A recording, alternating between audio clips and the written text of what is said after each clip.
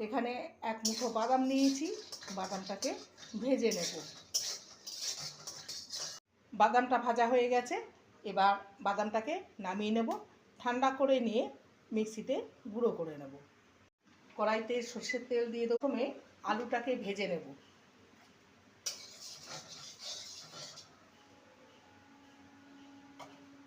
এখানে আমি 4টে মিডিয়াম সাইজের আলু নিয়েছি। আলুটাকে এরকমই ডুমো ডুমো করে কেটে নিয়েছি। দিয়ে দেবো সামান্য লবণ আর হলুদ গুঁড়ো।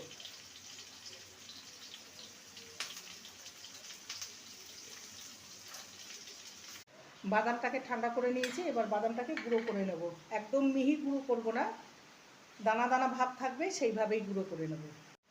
বাদামটাকে একদম মিহি গুঁড়ো করে নিই, দানা দানা ভাব আছে। সেই আলুগুলোকে লালচে করে ভেজে নিয়েছি, দেখতে পাচ্ছেন। এবার এগুলোকে তেল ঝরিয়ে তুলে নেব।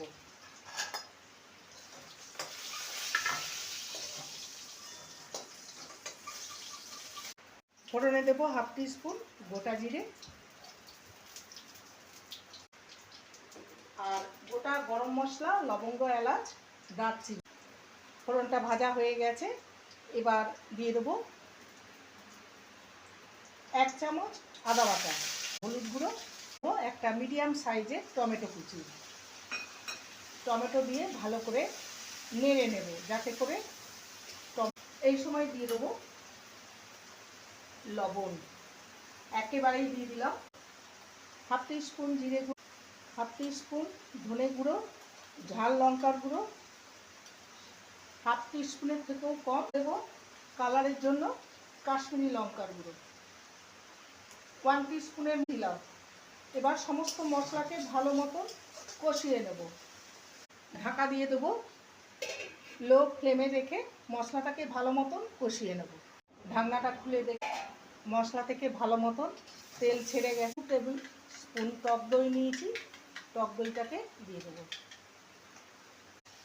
1 টিস্পুনের মতন চিনি দিলাম।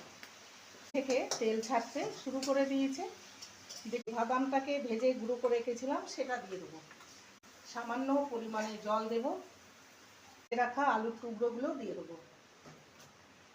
মশলার সাথে আলুকে ভালো মতন কষিয়ে নিয়েছি, এবার দিয়ে দেবো উষ্ণ গরম জল পরিমাণ মতন। খুলে দেখে নেব কাসুরি মেথি, গরম মশলার গুঁড়ো, ঘি।